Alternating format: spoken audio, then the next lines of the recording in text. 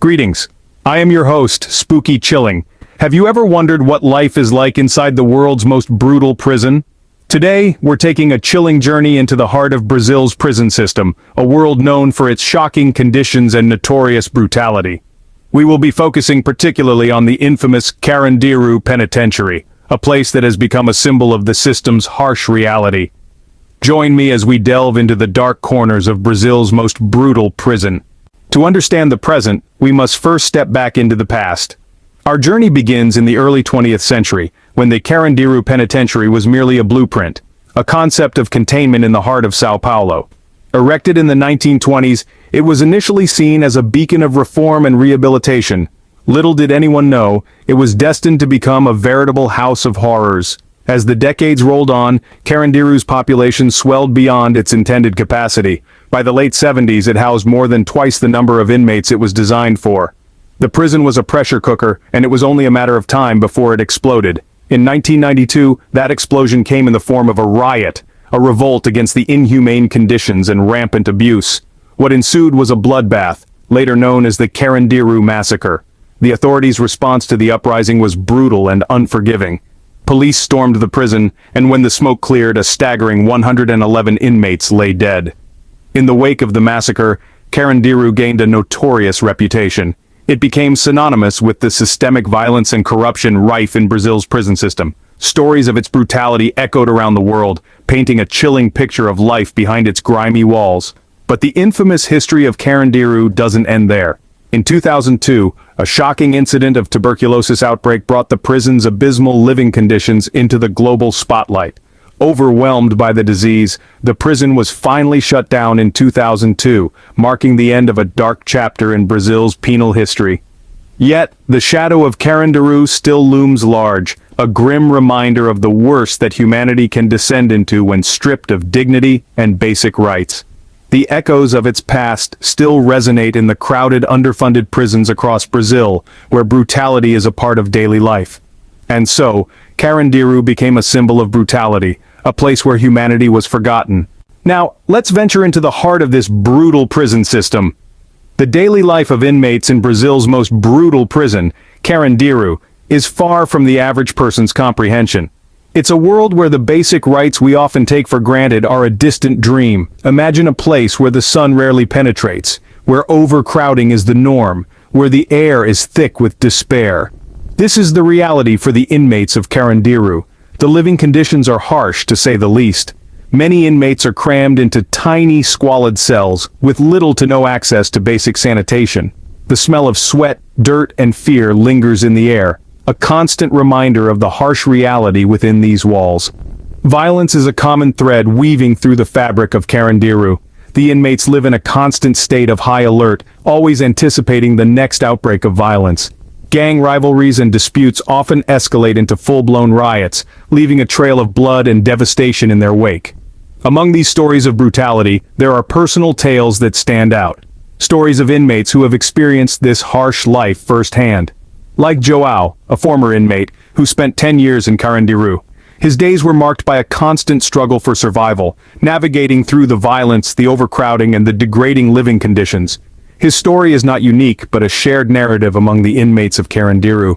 Yet amid this despair, there is a glimmer of humanity. The inmates, despite their circumstances, form bonds of camaraderie. They share stories, dreams, and hopes, clinging to the faint glimmer of hope that one day they might walk free. In Carandiru, survival is not a given, it's earned. Every day is a test of resilience, a test of will. It's a daily battle, a war fought against both fellow inmates and the system itself. The most brutal prison in Brazil is not just a place, it's a test of human spirit. In Carandiru, survival is a daily battle, a war fought against both fellow inmates and the system itself. But how did things get this bad? Let's examine the root of the problem. Brazil's prison system is a pressure cooker on the brink of explosion. Overcrowding is a critical issue, with prisons operating at over 200% capacity. Imagine being confined in a space designed for one person, but you're sharing it with 2 or even 3 other inmates. The inhumane living conditions are a breeding ground for violence and disease. The overcrowding problem is exacerbated by the country's slow judicial system. Many inmates are held in pretrial detention for years, their fates hanging in the balance. It's a glaring violation of human rights, as prisoners are essentially punished without a fair trial. Corruption seeps into every crevice of the system. From prison guards on the take to officials turning a blind eye, the integrity of the system is in shambles. This culture of corruption allows for the rise of prison gangs, who often control the prisons more than the authorities do. A lack of resources further fuels the fire. There's a severe shortage of guards, which means less control and more power for the inmates. Rehabilitation programs are virtually non-existent. Prisons are supposed to reform individuals, but in Brazil, they seem to only harden them. Now let's talk about Carandiru. This infamous prison was a stark representation of these systemic failures. Overcrowded cells, rampant corruption, and a bare-bones budget created a volatile environment. The brutality within its walls was not an anomaly, but rather a product of a broken system. At the heart of it all, there's a lack of political will to address these issues. Prisons are out of sight and thus out of mind. But the cost of ignoring these problems is high. The ripple effects of this crisis extend beyond the prison walls, impacting society at large.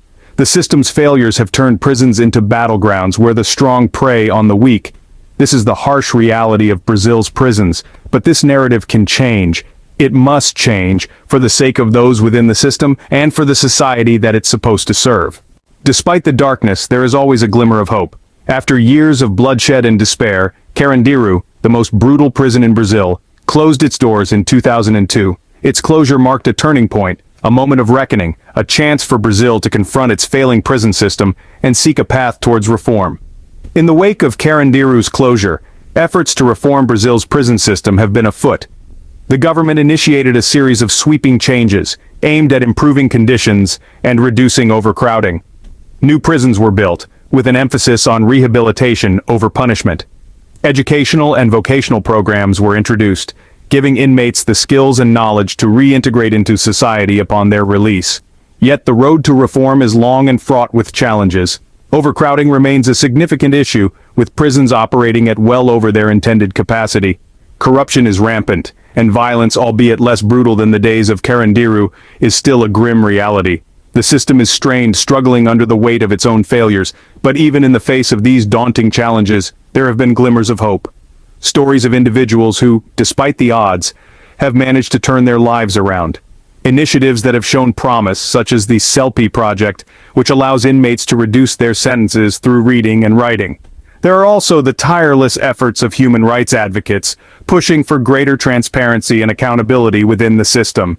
They fight for a prison system that respects the dignity of its inmates, that believes in their capacity for change, that sees them not as numbers, but as human beings.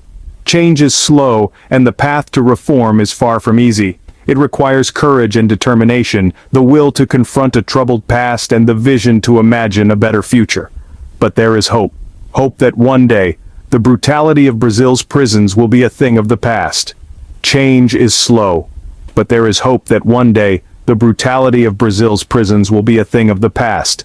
As we leave the shadows of Carandiru, we are left with a chilling reality. During our journey, we've traversed the infamous corridors of Brazil's most brutal prison, peered into the harsh lives behind its bars, and confronted the stark failures of a system that has led to such a terrifying reality.